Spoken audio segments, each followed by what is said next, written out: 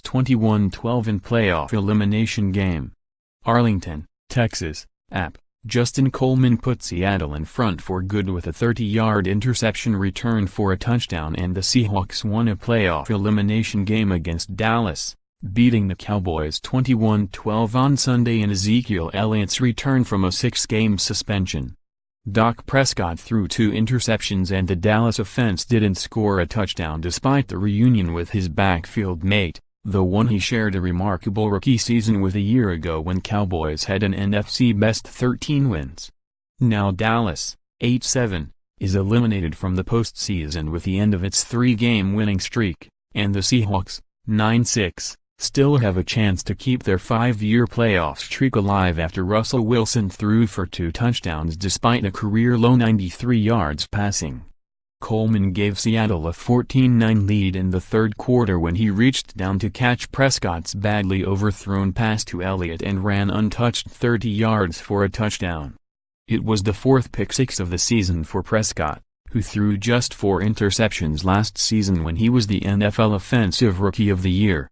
He has 13 interceptions for the season. The Seahawks were eliminated in the NFC West race by the Los Angeles Rams' 27-23 win at Tennessee. But they can still make the postseason with some help despite gaining just 136 total yards, their fewest since getting 135 in a 14-9 win over the St. Louis Rams in 2013. Seattle's first 2 offensive touchdowns were set up by pass interference penalties in the end zone.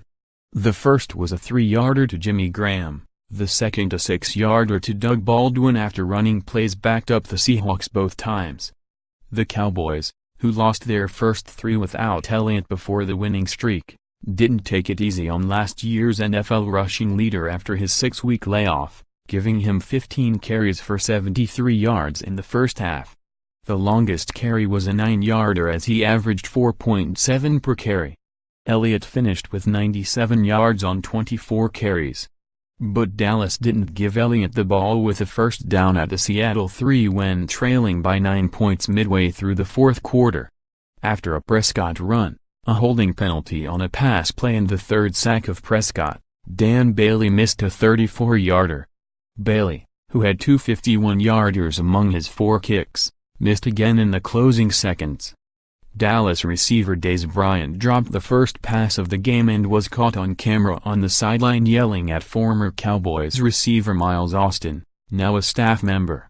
Soon after, he fumbled after making a catch, setting up Wilson's scoring toss to Graham. Bryant had another ball go off his hands on a throw behind him, and the tipped ball was intercepted by KJ Wright to wipe out one of several promising Dallas scoring chances.